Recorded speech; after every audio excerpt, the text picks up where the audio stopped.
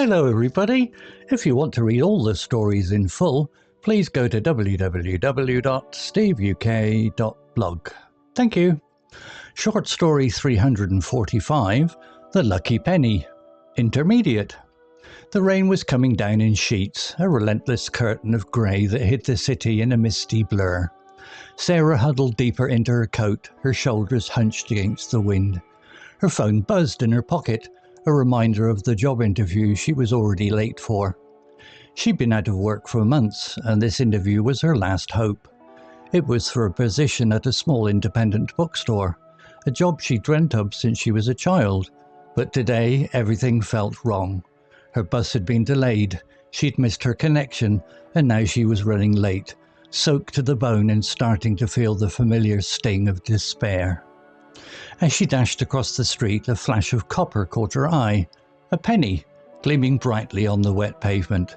She hesitated, debating whether to stop for such a small thing, but then she thought of her grandmother, who always told her that finding a penny was good luck.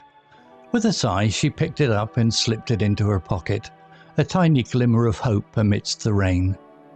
The bookstore was tucked away on a quiet side street, its window displays filled with colourful books and whimsical decorations.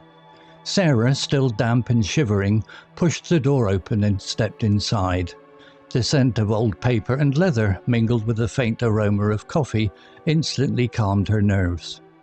The bookstore was small and cosy, filled with worn armchairs and wooden shelves stacked high with books. A woman with bright, kind eyes and a warm smile greeted Sarah from behind the counter. "You must be Sarah," she said, her voice as warm as her smile. "I'm Emily. Please, come in. Have a seat." Sarah took a deep breath, trying to shake off the chill that still clung to her. She sat down in one of the armchairs, feeling the soft, velvety upholstery beneath her. Emily, her eyes sparkling with a curious excitement, handed her a cup of steaming tea. "Thank you," Sarah murmured, her voice hoarse from the cold. "Don't worry," Emily said. "It's a bit of a walk from the bus stop." As they talked, Sarah began to relax.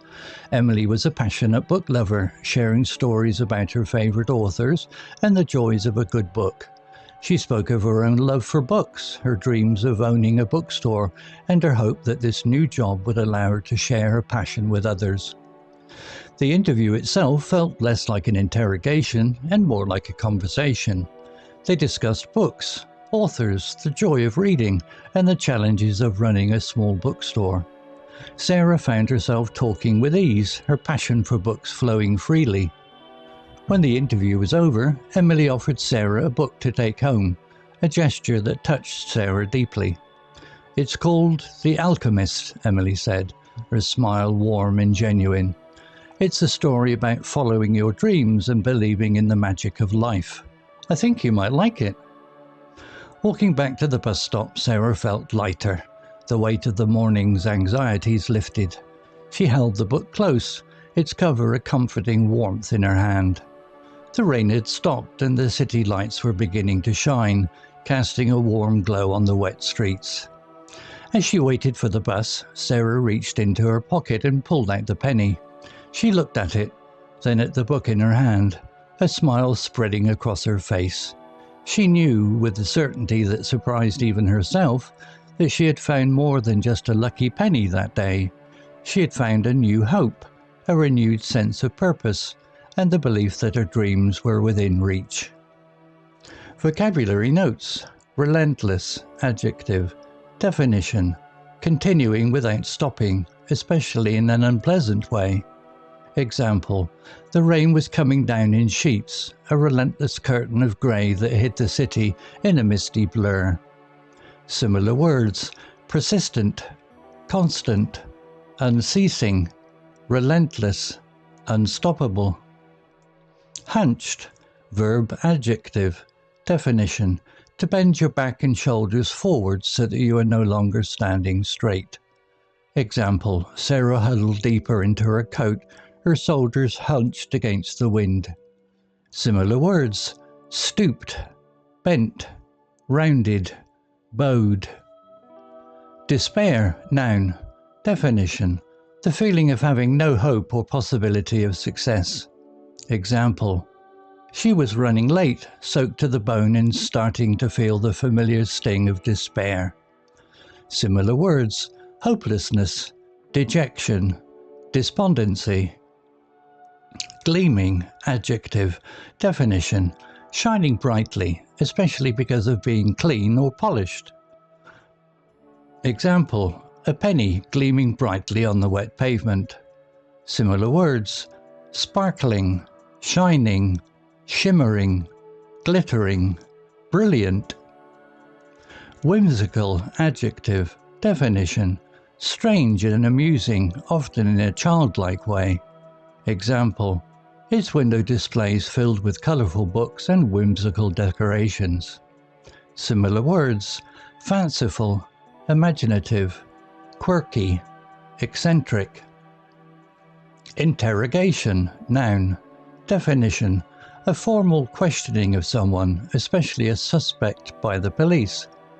Example: the interview itself felt less like an interrogation and more like a conversation. Similar words: examination, inquiry, questioning, cross-examination. Genuine, adjective, definition: real and sincere, not artificial or pretended. Example: it's called The Alchemist, Emily said, her smile warm and genuine. It's a story about following your dreams. Similar words: sincere, authentic, heartfelt, true. Renewed, adjective, definition: made new or stronger again. Example: she had found a new hope, a renewed sense of purpose, and the belief that her dreams were within reach. Similar words: rejuvenated, refreshed, revitalized, restored. Story written by Google Gemini 1.5 AI. Images created by Designer AI. To read all the stories in full, please go to www.steveuk.blog. Thank you. Hello, this is Steve. If you enjoyed the story, please would you take the time to leave a meaningful comment and click on the like icon. If you want to know when the next story has been uploaded, please click on the notify bell icon to be notified. If you haven't already, please subscribe to my channel and tell your English learning friends so they can benefit too. Thank you.